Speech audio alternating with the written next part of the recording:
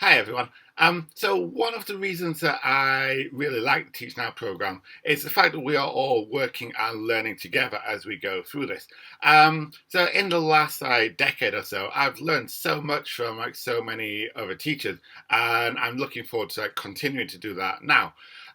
So in this video, I just wanted to share a handful of the things that I found really useful. I've learned from other teachers. So one of the great pleasures of doing this is going down all these educational rabbit holes and learning something new that leads on to something else that you didn't really expect. It can affect your life in so many different ways.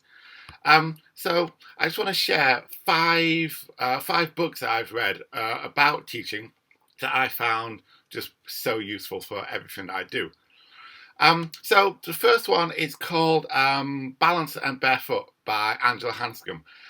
This book is something that just made so much sense to me. It sets out a lot of the issues that we see as teachers, as parents, and it provides an answer for all of them, but it's not necessarily the answer that you would expect, but it's an answer that just makes so much sense. It's completely changed the way I teach. It made me actually consider what I was doing as a career, and that's why I took this job as a curriculum director for a nature camp company. It's one that I highly recommend for anyone teaching. Another book that made me stop and think was this one by David Didow. And very plainly and simply, it makes you question your assumptions. And as teachers, that's something that we should be doing. We should be doing that all the time. And also, this one, Seven Myths About Education. Maybe it's a little bit more direct, and it just tells you in a very readable way a lot of our preconceived ideas about how kids learn are maybe not always accurate. And it's all based in research.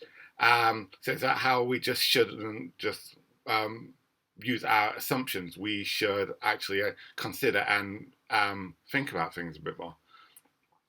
Um, okay, and then another one is this book by Dan Willingham called "Why Don't Students Like School?" I like this one because again, it's very very readable, but it also looks at things from the student's point of view.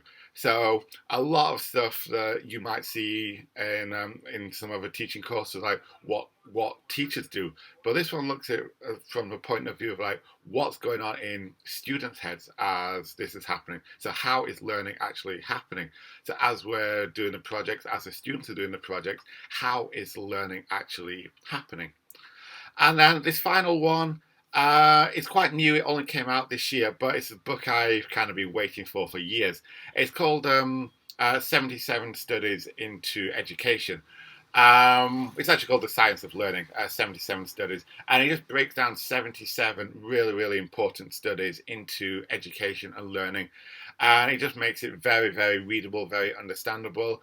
And it links it all back to the classroom. It's a book that you can just pick up. If you have 10 minutes, you can pick it up, you can read a study, and you can see the classroom applications. What does this mean to us as teachers? Okay, so there are five books that I've found really, really useful over the last few years. I hope you have time to read some of them. I hope you found them useful too. And if you have any of your own suggestions, then in this comment section underneath, let me know because I would love to find out more. Thank you.